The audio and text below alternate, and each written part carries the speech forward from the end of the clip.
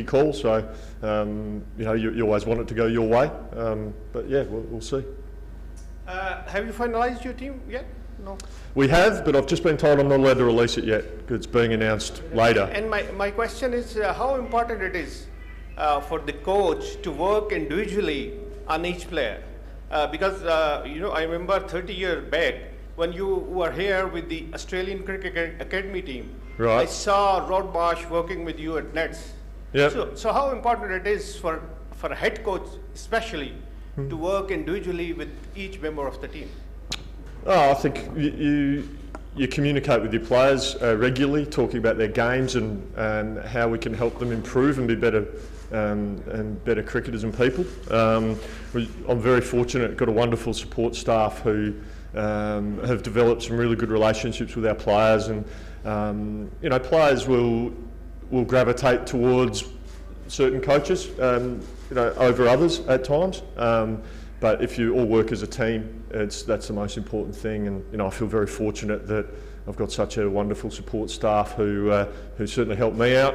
And yeah, but we forge those relationships with players. You know, we try to create an environment that's a safe space for them to speak freely and be open and honest, and that learning environment. So that's just something that I certainly strive to do, and our support staff is the same. Jason, this is Zaid Farooq Malik. Nice to see you in a pleasant mood after a long time. What are you trying to say?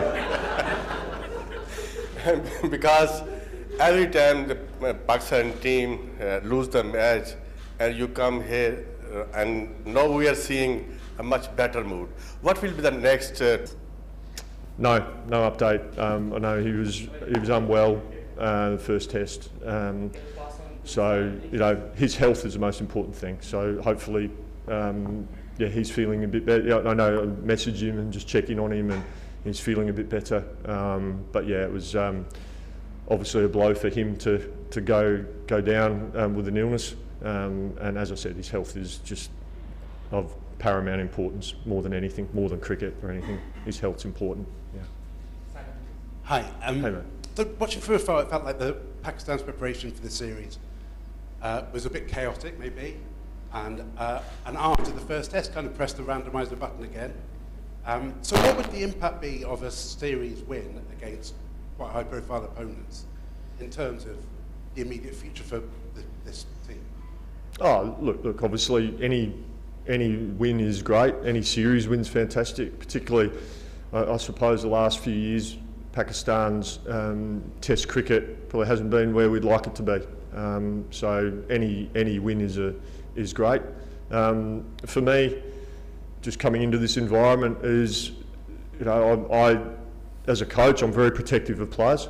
They're the ones going out and representing their country and playing, and I'm kind of a bit, I suppose it's a dad in me that comes out, and I want to protect all the boys from all outside noise and whatever.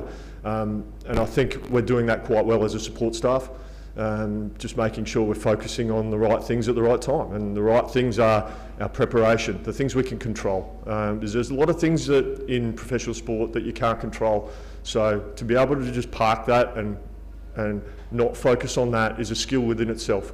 So focusing on what we can control, the right things at the right times, staying calm amongst, you know, when things are all happening. And as I said just before, when the way England play, they look to create things all the time.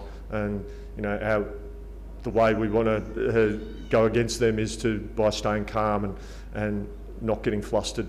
And I thought we did that really well in the last Test match. So I was really proud of the boys.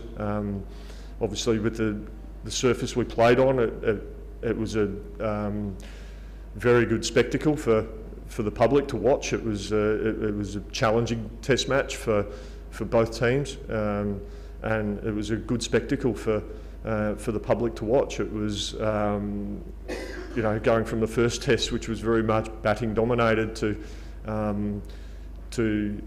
a spin dominated Test. You know, it was entertaining for the fans. So yeah, but just making sure we're focusing on the right things is the key. Hi, Jason. Hi, George. Going to ask, we were watching ahead of the second test what seemed to be quite a lot of animated conversations on the square there involving you. I was going to ask, how on side were you, or did you need convincing about what seemed to be a fairly drastic change of approach before that test and into this one? Look, the PCB came out and made some changes after that test match, and it was decided that a new selection panel would come in and they would be making decisions. So I was not involved in the decision making, George. So I was just there to, I'm now just the coach on match day strategy. So I just keep out of things now and just focus on the players and getting them ready for cricket. Jason, 2 of England's 3 frontline spinners are relatively inexperienced. Is that something you guys feel you can exploit? Yeah, we've spoken about that. How we can, I suppose, get the best out of our batting against and put them under pressure. You know, which we feel can be important because England are going to rely heavily on spin in this Test match. And it sounds like we're probably going to do something similar, without giving too much away. But look, we know that while they may not necessarily be experienced, they're very good bowlers, and you must respect that. You know, I've always said, ignore youth at your peril. If you're good enough, you're old enough, and experience, yes, has a lot of value, no question about that, but there's no reason why players that don't have 100 test matches next to their name can't have an impact. So you just need to respect what they can do. And you know, England have got 2 young spinners in the early stages of their career, and they've got Leachy, who's obviously a much more experienced bowler. So they've got good options, and we need to just make sure we're at our very best. Our batters are really clear on what their plans are. With all the discussions that they're having, and we just have to go out there and play each ball on its merits, and hopefully we can put the England bowlers under pressure and post up some really good totals in this Test match. Thanks, Jason. Just to pick back up on the selection thing, you know, you said you're just now a match day coach. That's not necessarily the job you signed up to. In an ideal world, would the people who are sort of at the sharp end, you and the captain, have a say? Look, it's not for me to talk about now. I'm not a selector. I'm match day strategist as head coach, and I'm all about the players. So my focus is on the players. I'll let the selectors do their job, and we'll just go out there and play the best cricket we can possibly play. I'm getting splinters in my ass for sitting on the fence here.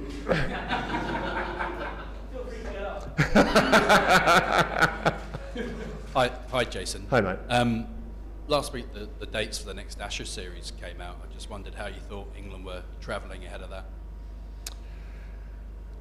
I was only saying today to someone that in my time in cricket, obviously playing against England in my playing career and that, I'm not sure if I've seen a more relaxed, happy environment from an England squad.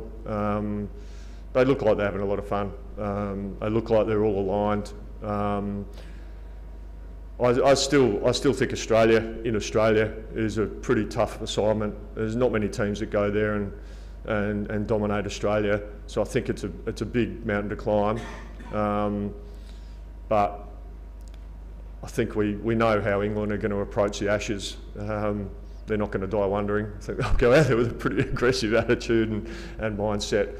But I certainly, think with the Australian side, I think they've got a lot of bases covered and would probably start favourites. But as I said, England have got nothing to lose. Everyone will assume Australia will come out on top, and that probably works in England's favour because they can just go out there and play and be positive and try to ruffle a few feathers. Harry Brick's obviously done very well in Pakistan.